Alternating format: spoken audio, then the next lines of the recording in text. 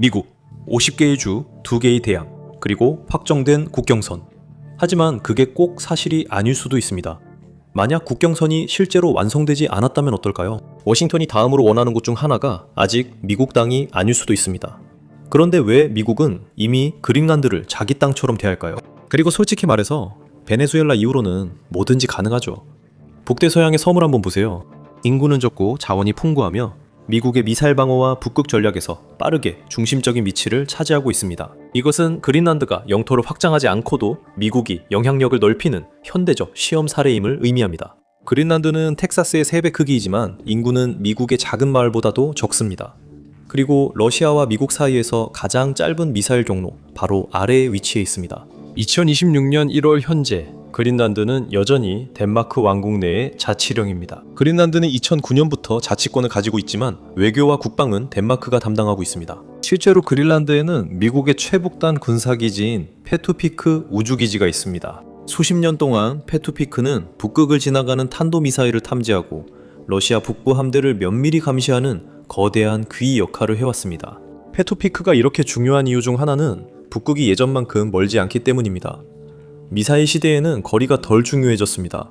러시아와 북미 사이의 가장 짧은 경로는 바다를 건너는 것이 아니라 북극을 지나는 것입니다. 그래서 그린란드는 얼음과 바위밖에 없어 보여도 항상 가치가 있었습니다. 이것이 그 기지가 단순한 냉전 유물이 아닌 이유입니다. 이곳은 레이더 감시, 위성 추적, 조기 경보 인프라가 정말로 중요한 몇 안 되는 장소 중 하나입니다. 미국은 그 이점을 활용하기 위해 그린란드를 소유할 필요는 없지만 접근이 방해받지 않도록 해야 합니다. 그리고 바로 그 지점에서 대화는 외교에 관한 것이 아니라 영구성에 관한 것으로 바뀌게 됩니다.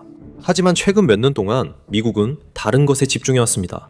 기후변화로 인해 얼음이 녹고 있는데 어떤 시기에는 연간 2,800억 톤까지 녹고 있습니다. 얼음이 녹으면서 이전엔 불가능했던 북서 항로 등 더 짧은 항로들이 드러나고 있습니다. 북극이 통과 가능해지면 이를 먼저 통제하는 국가는 선박을 더 빨리 이동시킬 뿐만 아니라 누가 지연되고 더 많은 비용을 내며 배제될지 결정하게 됩니다. 항로가 현실이 되면 전 세계가 이를 중심으로 재편되고 항구 확장과 보험시장 조정이 이루어집니다. 해운 회사들은 새로운 일정에 맞춰 전체 미래를 계획합니다. 그리고 그것이 통제의 모습을 바꿔놓습니다. 더 이상 단순히 기지를 방어하는 것만이 아닙니다. 이제 교통을 관리하고 규칙을 집행하며 누가 접근할지 결정하는 일입니다. 이게 이론적으로 들린다면 그렇지 않습니다. 이 항로를 통제하는 이는 단순히 지도 위에서 선박을 이동시키는 것이 아니라 누가 먼저 부자가 될지 결정합니다. 게다가 그린란드는 크기가 아닌 다른 가치가 있습니다. 그린란드는 현대 미군에 없어서는 안 될 광물이 매장되어 있어 가치가 있습니다. 추정에 따르면 그린란드에는 약 150만 미터톤의 히토류 원소가 매장되어 있다고 합니다. 이것들은 전투기, 정밀 유도무기, 레이더 시스템, 위성 등에 들어가는 자재들입니다. 그리고 그게 바로 문제입니다. 히토류에 대한 접근이 제한되면 단순히 소비자 기술만 느려지는 것이 아닙니다. 방위산업 생산, 에너지 시스템, 산업 역량까지 타격을 입게 됩니다. 단기적인 위기 상황에서 한 나라가 필요로 하는 것들입니다. 그래서 그린란드는 먼 영토처럼 취급되지 않고 있습니다. 그린란드는 21세기 루이지애나 매입처럼 취급되고 있습니다. 이것은 영향력의 문제가 아니라 누가 건설할 수 있고 누가 무장할 수 있으며 누가 오래 버틸 수 있는지를 결정하는 문제입니다. 그린란드의 정치 상황은 상황을 더욱 복잡하게 만듭니다. 여기에는 덴마크만이 목소리를 내는 것이 아닙니다. 그린란드는 자체 정부와 정당 그리고 미래에 대한 내부 논쟁을 가지고 있습니다. 일부는 더 큰 독립을, 다른 일부는 덴마크의 안정과 보호를 원합니다. 일부는 개발을 통한 경제적 이익을 원하지만 나라가 외국 자금에 의존하게 될 때 어떤 일이 벌어질지 두려워합니다. 그래서 이 문제는 단순히 덴마크가 동의할지에 대한 질문만이 아닙니다.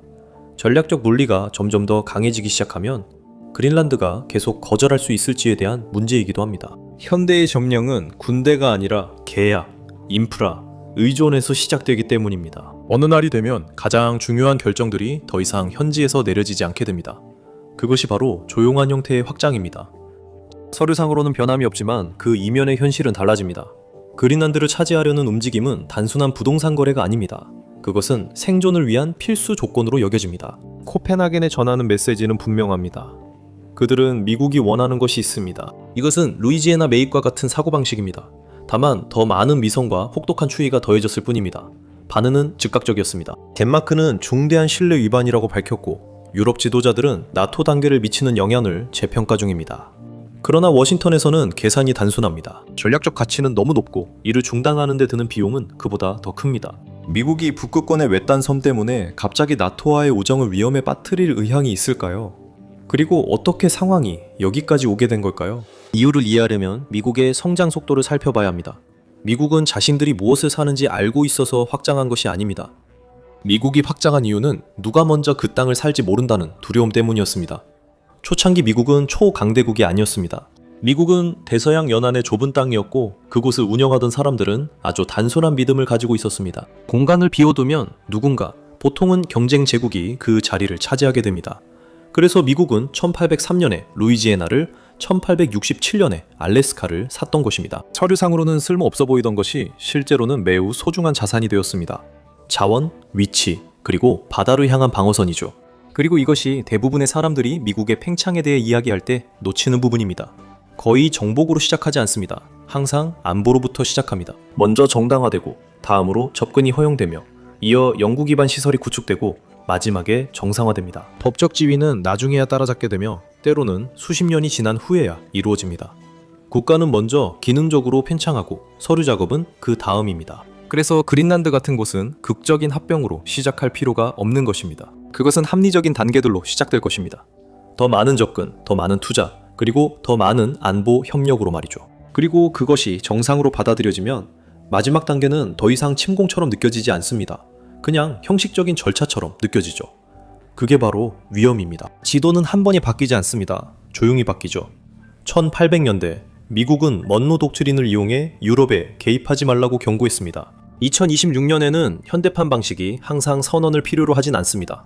돈, 군사적 접근, 그리고 압력을 이용해 경쟁자들이 세력을 넓히지 못하게 하죠. 미국이 통제력을 확장하지 않으면 다른 누군가가 대신할 것입니다. 그러나 미국은 성장할 때마다 선택의 기로에 놓입니다. 50개주처럼 그 사람들을 받아들일 것인가요?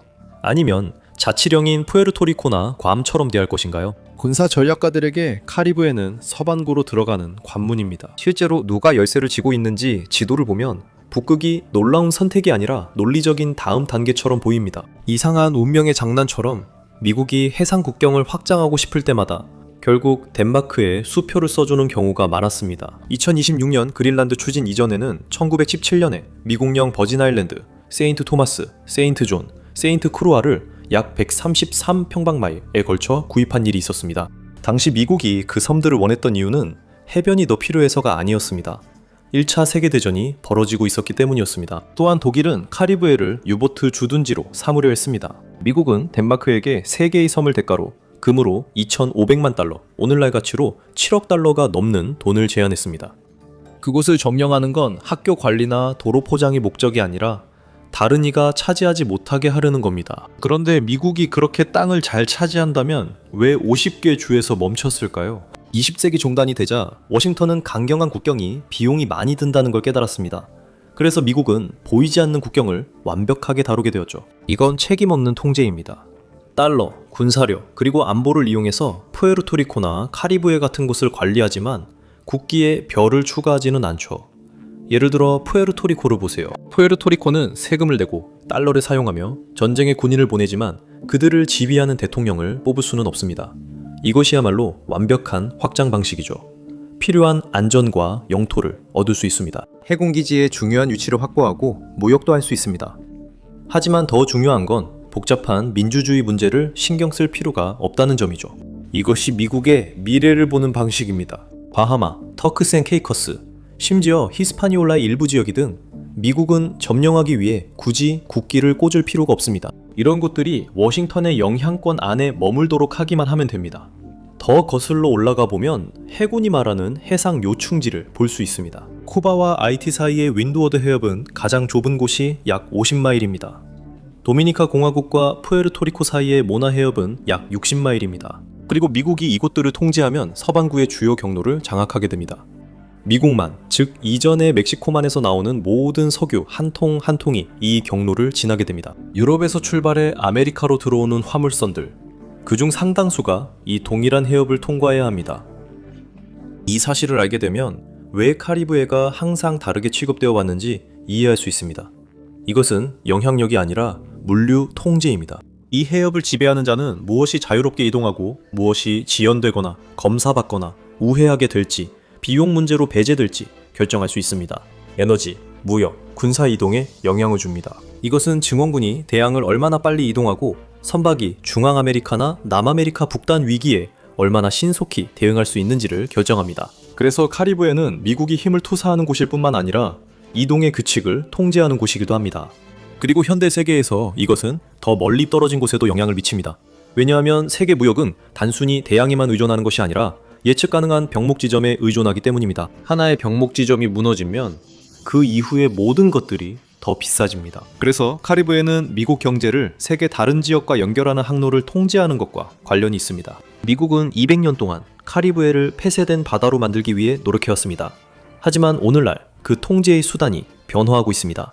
이제는 1915년부터 1934년까지 IT에 해병대를 파견해 단기 점령을 했던 것처럼 단순히 해병대를 보내는 것만이 아닙니다. 이제는 시스템, 영공, 해상 운송로, 해양경비대 순찰, 세관협정, 금융 네트워크에 관한 문제입니다. 카리브해는 국기가 바뀌든 아니든 미국의 인프라를 통해 연결되어 있습니다. 그리고 바로 그 지점에서 보이지 않는 경계가 현실이 됩니다. 왜냐하면 카리브해의 한 정부가 흔들리기 시작하면 단순히 지역적인 혼란만 일으키는 것이 아니라 즉각적으로 미국의 영향력에도 타격을 주기 때문입니다. 그 정부는 현금, 연료, 식량, 그리고 정당성이 시급히 필요합니다. 그리고 그 대부분은 미국이 통제하거나 지배하는 시스템을 통해 이루어집니다. 실제로도 이런 모습을 볼 수 있습니다. 허리케인이 항구와 전력을 쓸어버리면 그 나라는 단순히 재건하는 것이 아니라 갑자기 디젤, 긴급 자금, 그리고 미국이 주도하는 재난 구호를 확보해 국가 기능을 유지하려 분주하게 움직이게 됩니다. 부채 위기가 닥칩니다. 수입이 멈추고 이제 정부는 외부의 압력 속에서 긴축 정책과 접근권을 협상하게 됩니다. 예를 들어 정치적 붕괴가 폭력 사태로 번진다고 해도 워싱턴은 침공할 필요가 없습니다. 원조를 동결하고 안보 지원을 조정하며 멀리서도 결과에 영향을 미칠 수 있습니다. 이것이 현대 제국의 모델입니다. 점령은 필요하지 않습니다. 미국은 그 지역이 영목상 독립 상태를 유지하는 동안에도 결과를 조정할 수 있습니다. 그래서 카리브해는 단순히 가까운 곳이 아니라 구조적인 의미를 갖는 곳입니다. 이곳의 불안정은 국지적으로 머무르지 않습니다. 운송 비용을 높이고 국경 압력을 증가시키며 지역 전체의 군사 대비 태세를 위협합니다. 바로 그것이 핵심입니다. 미국은 카리브해를 점령할 필요가 없습니다. 단지 미국의 조건에 맞게 그곳이 운영되도록 하면 됩니다. 카리브해는 미국이 이 반구로의 접근을 통제하는 곳입니다. 하지만 이 반구를 전 세계 해운 시스템과 연결하는 곳이 한 군데 있습니다. 이곳은 워싱턴뿐만 아니라 모두에게 중요한 위치입니다. 지구상의 모든 주요 경제국에게 중요한 곳, 파나마입니다. 1903년 파나마는 아직 콜롬비아의 일부였습니다. 미국은 운하를 원했습니다. 콜롬비아가 거절하자 워싱턴은 해군을 보내 반란을 지원했고 곧 새로운 나라가 탄생했습니다. 그 자유의 대가는 무엇이었을까요? 미국이 1999년까지 독립국처럼 통제했던 폭 10마일의 땅이었습니다. 그렇다면 이게 지금 왜 중요한 걸까요? 미국이 운하를 파나마에 반환했지만 운하에 대한 갈망은 여전합니다. 최근 운하 재확보 주장도 늘고 있습니다. 그 이유는 무엇일까요? 글쎄요, 전 세계 해상 무역의 약 5, 6%가 이 수로를 통과하고 그 중에는 미국 컨테이너 물동량의 40%도 포함되어 있기 때문입니다. 중국이 1대1로 정책을 통해 다른 나라에 계속 투자하는 가운데 미국은 조심스럽게 파나마를 주시하고 있습니다. 미국은 그곳에서 잠재적인 약점을 보고 있습니다. 미국이 파나마를 침공할 필요는 없습니다. 미국은 단지 운하의 중립성이 위협받거나 미국 유조선에 대한 통행료가 너무 높아질 경우 미군이 개입할 권리가 남아있다는 점만 분명히 하면 됩니다. 세부 조항을 통한 미국의 영향력 확대입니다. 하지만 이 생각에 들어맞지 않는 한 곳이 있습니다. 바로 베네수엘라입니다. 이 지역에서 베네수엘라만큼 근접성, 에너지, 가치, 그리고 정치적 불안정을 모두 결합한 나라는 없습니다. 이것은 단순한 외교정책 문제가 아니라 미국의 영향권 바로 옆에 위치한 전략적 문제입니다. 왜 미국의 모든 계획에 베네수엘라가 계속 등장하는 걸까요? 그 질문에 답하려면 미국이 때때로 한 나라를 완전히 장악하지 않고 멈추는 이유를 살펴봐야 합니다. 또한 베네수엘라의 경우 지도 규칙이 완전히 바뀔 수 있는 이유도 살펴봐야 합니다. 2026년 1월 초 미국은 베네수엘라 대통령 니콜라 마두로를 생포하기 위해 절대 결의 작전을 시작했습니다. 이 작전은 성공해 정권의 지휘 체계를 무너뜨렸지만 공식적으로 영토는 합병하지 않았습니다. 이후 어떤 일이 일어났는지 주목해 보십시오. 공격이 시작된 지 72시간 이내 미국 에너지부는 미국 석유 회사들이 베네수엘라에 무너져가는 석유 인프라를 복구할 것이라고 발표했습니다. 대각관은 이제 3천만에서 5천만 배럴의 베네수엘라 석유가 미국 계좌를 통해 관리될 것이라고 밝혔습니다. 그것은 세계에서 가장 많은 석유 공급을 통제한다는 의미입니다. 미국 걸프 코스트의 정유 공장들이 실제로 가공하기 위해 지어진 3,030억 배럴의 중진류입니다. 여기서부터는 현대의 팽창이 정복이라기보다는 회계에 가깝게 보이기 시작합니다. 그리고 참고로 이것이 베네수엘라가 갑자기 안정된다는 의미는 아닙니다. 이것은 단지 베네수엘라가 관리 가능해진다는 뜻일 뿐이며 두 의미는 매우 다릅니다. 왜냐하면 한 정권이 무너진 후에는 다음 싸움이 이론적인 것이 아니라 실제적인 것이기 때문입니다. 누가 인프라를 통제하나요? 누가 수출을 통제하나요? 누가 치안을 통제하나요? 그리고 누가 돈을 받나요? 워싱턴이 원해도 석유 생산이 바로 회복되진 않습니다. 파이프라인이 수리되고 정유소가 가동되며 노동자들이 출근하고 무장 세력이 간섭을 멈출 때 비로소 석유 생산이 회복됩니다. 그래서 이런 종류의 작전은 미국이 절대 하고 있다고 인정하지 않더라도 장기적인 관리 프로젝트가 되는 것입니다. 그리고 이것이 바로 베네수엘라가 그린란드와 같은 범주에 속하지 않는 이유이기도 합니다. 베네수엘라는 나라를 떠안지 않고 산출물을 추출하는 것에 관한 것입니다. 그린란드는 외주를 줄 수 없는 지리적 위치에 관한 것입니다. 그 차이를 이해하면 더 넓은 패턴이 더 명확해집니다. 미국은 영구적인 거점이 필요할 때 영토를 차지합니다. 자원만 필요할 때는 통제권만 가집니다. 이 이야기가 단순한 위기보다 더 크게 느껴지는 이유입니다. 그렇다면 왜 이런 일이 반복될까요? 한 나라가 초강대국이 꼭 필요로 하는 것을 가지고 있다면 그 관계는 선택사항이 아니게 됩니다. 시간이 지나면서 전략적으로 그들은 같은 궤도에 끌려들게 됩니다. 중국이 카리브해에 항구를 건설하려 하고 러시아가 카라카스에 고문단을 파견하면서 워싱턴의 생각이 달라졌습니다. 높은 에너지 가격과 중국의 지역 내 영향력은 단 한 가지를 의미했습니다. 미국이 존재감을 드러내지 않으면 다른 누군가가 그 자리를 차지할 것이라는 것이죠. 미국은 13개 식민지에서 거대한 국가로 성장했습니다. 어느 날 미국은 카리브해를 사유지처럼 만들고 베네수엘라를 관리되는 유전으로 만들려고 시도하고 있습니다. 그리고 이제 우리는 미국이 북극을 다음 영토로 삼으려는 모습을 지켜보고 있습니다. 미국이 북쪽과 남쪽에서 지도를 다시 그릴 의지가 있다면 어디서 멈출까요? 지도에는 다른 빈틈들도 있습니다. 미국의 이익과 외국의 국경이 현재 충돌하고 있는 다른 지역들도 있습니다. 북쪽 국경일까요? 남쪽 국경일까요? 아니면 미국은 더 멀리까지 시선을 두고 있는 걸까요? 경쟁국들이 개발하고 있는 태평양의 섬들 말입니다. 여기서 미국은 섬을 정복할 필요가 없습니다. 태평양 통제는 해변에 깃발을 꽂는 것이 아니기 때문입니다. 대신 다른 모든 나라의 접근을 금지한다는 서류가 통제의 상징입니다. 한 나라만 사용할 수 있는 활주로, 그리고 지평선을 감시하는 레이더 기지가 그것입니다. 그리고 워싱턴이 이 지역에 군대를 들여올 수 있는 자를 결정할 수 있게 해주는 협정도 있습니다. 팔라우, 미크로네시아, 그리고 마셜 제도는 모두 주권국가이지만 하와이에서 필리핀까지 이어지는 섬사슬에서 중국이 발판을 마련하지 못하도록 전략적 거점 역할을 하고 있습니다. 2023년 미국은 북극, 베링해, 그리고 태평양에 걸쳐 약 38만 6천 평방마일, 즉 캘리포니아주의 2배에 달하는 면적의 대륙봉을 확장해 자국 영토로 주장했습니다. 이로써 코발트, 니켈 등 해저 광물에 대한 주권이 부여되었고 이는 다음 세기 기술 발전의 중요한 자원입니다. 인구나 국기가 필요하지 않고 지도에 선만 그으면 됩니다. 심지어 캐나다도 목표로 여겨지고 있습니다. 캐나다는 다음 세기에 필요한 물, 목재, 광물을 모두 보유하고 있습니다. 그리고 그 방위는 이미 미국과 깊이 연결되어 있습니다. 그래서 전 세계적으로 자원이 부족해지면 북미 연합이라는 개념이 농담처럼 들리지 않고 비상계획처럼 들리기 시작합니다. 그것은 침공처럼 보이지 않을 것입니다. 조약 확장처럼 보일 것입니다. 이제는 그 패턴이 분명해졌을 겁니다. 미국이 단순히 욕심이 많아서 성장하는 것이 아닙니다. 미국은 세계 유일의 초강대국이기 때문에 성장하는 것입니다. 하지만 이것이 전문가들을 밤새 잠 못 이루게 하는 큰 질문으로 이어집니다. 실제로 미국이 세계의 절반을 그냥 점령하지 못하게 막는 것은 무엇일까요? 미국은 군사력도 있고 세계 통화도 가지고 있습니다. 왜 이미 지도 전체가 북극에서 남아메리카 최남단까지 파란색으로 칠해지지 않았을까요? 그 답은 바로 비용에 있습니다. 국기의 별을 추가할 때마다 단순히 영토만 늘어나는 것이 아니라 영구적인 비용도 함께 늘어납니다. 인프라, 치안, 사회 시스템, 그리고 당신과 의견이 다를 수 있는 수백만 명의 새로운 유권자들까지. 미국은 1800년대 이후에 이 사실을 깨달았습니다. 영토를 차지하는 것은 비용이 많이 듭니다. 그 영토를 유지하는 것은 더 심각하죠. 그리고 오늘날에는 처벌이 시위나 저항에서 끝나지 않습니다. 재정에까지 타격을 줍니다. 왜냐하면 미국도 무적이 아니기 때문입니다. 미국은 빚에 허덕이고 있고 시스템을 유지하기 위해 시장과 신뢰에 의존하고 있습니다. 그리고 미국이 영토를 차지함으로써 자극하게 될 많은 나라들은 미국 국채를 보유하고 있습니다. 만약 보복이 경제적으로 이루어진다면 이들 국채만으로도 미국에 타격을 줄 수 있습니다. 그리고 사람들이 확장에 대해 마치 아직도 19세기인 것처럼 이야기할 때 있는 부분이 바로 이 점입니다. 모든 행동에는 동맹, 통화, 그리고 시장을 통해 이어지는 결과가 따릅니다. 그래서 현대의 힘은 다르게 보입니다. 접근을 통제할 수 있다면 왜 땅을 차지해야 합니까?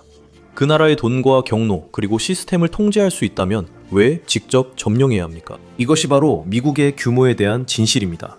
사람들은 국경에 집중하지만 미국은 이미 감당할 수 있는 만큼 충분히 큽니다.